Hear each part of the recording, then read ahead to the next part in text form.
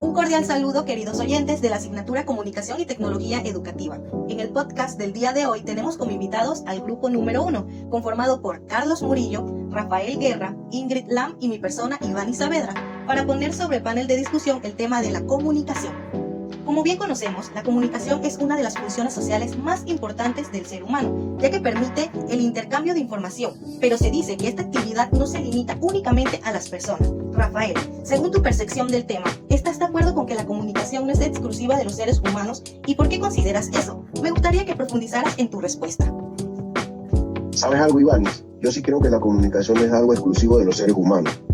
A veces pensamos que solo nosotros nos comunicamos porque hablamos, usamos palabras o escribimos mensajes, pero si lo vemos más a fondo, comunicar es simplemente transmitir información y eso lo hacen muchos seres vivos, no solo nosotros.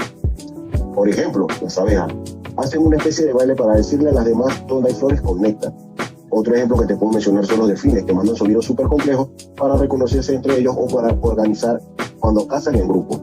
Y hasta las plantas pueden liberar químicos para avisarle a otras que hay una amenaza cerca, como una plaga o un insecto que le está causando daño. Obvio, nosotros los humanos tenemos un lenguaje más elaborado, con símbolos, emociones y todo un contexto cultural detrás, pero si vamos a la esencia, la base es la misma: compartir información para sobrevivir, para adaptarnos, para conectar con otros. Así que no, la comunicación no es solo humana, es algo que atraviesa toda la naturaleza. Nosotros solo lo hacemos de una forma más compleja, compañera. Muy bien, me parece excelente. Ahora, desde la primaria nos enseñan cuáles son los elementos que intervienen en la comunicación y por qué son necesarios. La participación de lo que serían estos elementos para transmitir correctamente las ideas e informaciones. Pero Ingrid, ¿podrías explicarme en qué se diferencia el contexto externo o situación comunicativa con el contexto interno o lingüístico?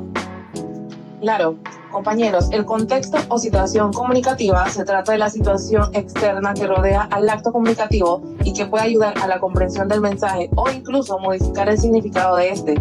Depende de la situación comunicativa y a su vez que el mismo receptor pueda entender el mensaje. Contexto interno o lingüístico. Estas serían las palabras que acompañan al mensaje que queremos comunicar. Ambos contextos interactúan para que la comunicación sea efectiva. Sin un adecuado contexto comunicativo, el mensaje podría ser malinterpretado. Y sin un adecuado contexto lingüístico, el mensaje podría carecer de claridad, compañeros. Muy bien, me encantó tu respuesta. Ahora, Carlos, tengo una pregunta para ti. Si yo en estos momentos estuviera golpeando el escritorio mientras hablo contigo y repito la acción varias veces, ¿qué podría significar esta acción dentro de la comunicación? ¿Cómo se clasifica y qué se podría hacer después de esto? Puede significar una expresión de emoción o también de impaciencia, tensión o nerviosismo porque tú buscas que se entienda tu mensaje. Se puede clasificar como una comunicación no verbal, ya que al estar golpeando el escritorio incluyes gestos como postura y expresión facial. Podemos después hacer como una disculpa porque aquellos gestos no interpretaron tu mensaje de la manera correcta, compañera. Perfecto, colegas. Respondieron de manera clara y profesional. ¿Alguno de ustedes tiene una pregunta para mí, alguna consulta que quieran hacerme? Yo, compañera. ¿Qué tal si nos explicas de qué trata la comunicación verbal y no verbal? ¿También podrías darnos unos ejemplos de cómo se utilizarían en el aula de clases como futuros docentes?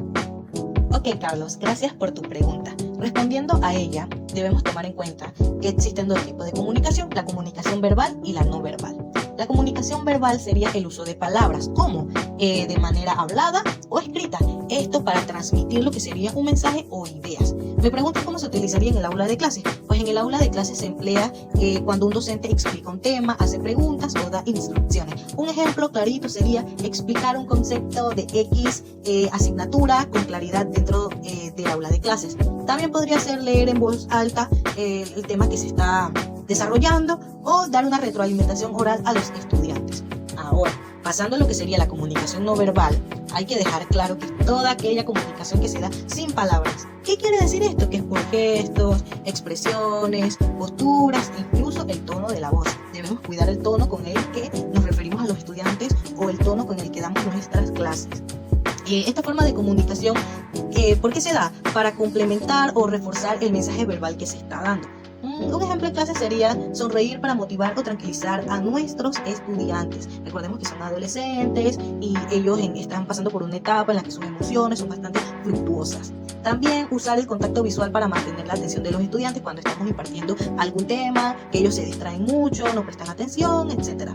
Y pues señalar con la mano al estudiante que debe participar, porque muchas veces decimos fulanito, pero fulanito está mirando a otro lado y debemos saber manejar lo que serían nuestros gestos. Y pues no sé si eso responde a tu pregunta. Compañeros, creo que estamos un poquito pasaditos del tiempo, así que vamos a ir finalizando lo que sería nuestro podcast. Gracias a todos nuestros oyentes por permanecer aquí junto a nosotros.